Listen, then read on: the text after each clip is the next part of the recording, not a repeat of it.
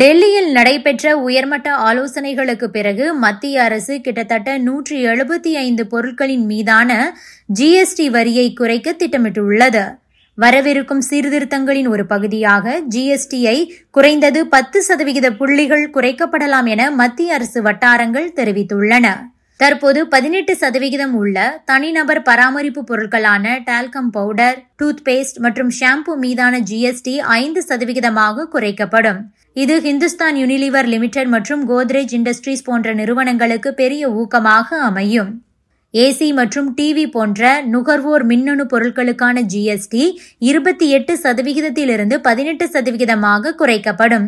இதன் மூலம் Samsung, LG electronics மற்றும் சோனி போன்ற நிறுவனங்கள் பயனடையும். ஹைபிரிட் கார்களுக்கான ஜிஎஸ்டி 28%இலிருந்து 18% குறைய வாய்ப்புள்ளது.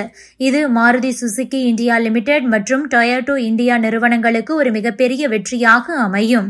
மத்திய நிதியமைச்சர் நிர்மலா சீதாராமன் தலைமையில் ஜிஎஸ்டி கவுன்சில் கூட்டம் செப்டம்பர் 3-4 தேதிகளில் கூடி ஜிஎஸ்டி குறைப்பு குறித்து முடிவெடுப்பார்கள். சிக்கலான ஜிஎஸ்டி அமைப்பில் இந்த மாற்றங்கள் பிரதமர் மோடி ஆகஸ்ட் 15, 2025 அன்று உரையாற்றிய சுதந்திர தின உரையில் தினசரி பயன்பாட்டு பொருட்களின் மீதான வரியை குறைப்பதாக அறிவித்ததின் எதிரொலியாக இருக்கிறது.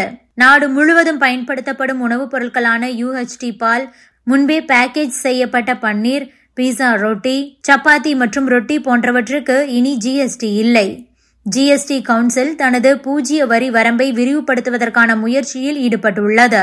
இதன் மூலம் 5% மற்றும் 18% வரி விதிப்பில் இருந்த அத்தியாவசிய பொருட்களுக்கு இனி வரி விலக்கு அளிக்கப்படும். இதேபோல முன்பு 18% வரி விதிக்கப்பட்ட பராத்தா மற்றும் பரோட்டா ஆகியவை பூஜ்ய வரி வரம்பின் கீழ் கொண்டுவரப்பட உள்ளன. வரி விகிதங்களை சீராக்கும் அமைச்சர்கள் குழுவின் பரிந்துரையின் பேரில் இந்த மாற்றங்கள் செய்யப்பட்டுள்ளன. கல்வி சார்ந்த பொருட்களும் இந்த வரி குறைப்பினால் பெரிதும் பயனடைய உள்ளன. வரைபடங்கள், ஹைட்ரோகிராபிக் விளக்கப்படங்கள், அட்லஸ்கள், சுவர் வரைபடங்கள், உலக உருண்டைகள், அச்சிடப்பட்ட கல்வி விளக்கப்படங்கள், பென்சில், ஷார்ப்னர்ஸ் என அனைத்து வகையான பென்சில்கள், அதோடு பயிற்சி குறிப்பேடுகள், வரைபட குறிப்பேடுகள் மற்றும் ஆய்வக குறிப்பேடுகள் ஆகியவற்றுக்கு முன்பு 12% வரி விதிக்கப்பட்டது. இது மறைமுக வரி அமைப்பை சீரமைத்து வரி அடுக்கு எண்ணிக்கையை குறைத்து வகைப்பாட்டு சர்ச்சைகளை தீர்ப்பதற்கான அரசின் பரந்த முயற்சியை பிரதிபலிக்கிறது என அதிகாரிகள் தெரிவித்திருக்கிறார்கள். பூஜ்ய வரி விகிதத்தை விரிவுபடுத்துவது குடும்பங்களுக்கும் மாணவர்களுக்கும் குறிப்பிடத்தக்க நிவாரணம் கொடுக்கும். இது வரி அமைப்பை எளிமையாக்கும் என்றும் வெளிப்படையாக மாற்றும் என்றும் எதிர்பார்க்கப்படுகிறது. இந்த இறுதி முடிவு அடுத்த வாரம் டெல்லியில் நடைபெறவுள்ள 56% ஜிஎஸ்டி கவுன்சில் கூட்டத்தில் எடுக்கப்பட உள்ளது.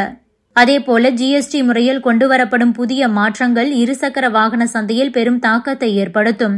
முக்கியமாக பல இருசக்கர வாகனங்களுக்கான விலை கடுமையாக மாறும் என்று எதிர்பார்க்கப்படுகிறது. சிறிய ரக இருசக்கர வாகனங்களுக்கான வரி 18% குறைக்கப்படும் நிலையில் பெரிய ரக பைக்குகளுக்கு 40% வரி விதிக்கப்பட உள்ளது. 350cc வரையிலான மோட்டார் சைக்கிள்கள் மற்றும் ஸ்கூட்டர்களுக்கான ஜிஎஸ்டி வரி தற்போதுள்ள 28%இலிருந்து 18% குறைக்கப்படும். இதனால் இந்த வகை வாகனங்களின் விலை குறையும். இருப்பினும் 350cc மற்றும் அதற்கு மேற்பட்ட திறன் கொண்ட பைக்குகளுக்கு 40% ஜிஎஸ்டி வரி அளிக்கப்படும் என்பதால் அவற்றின் விலை அதிகரிக்கும். Subscribe to One India and never miss an update.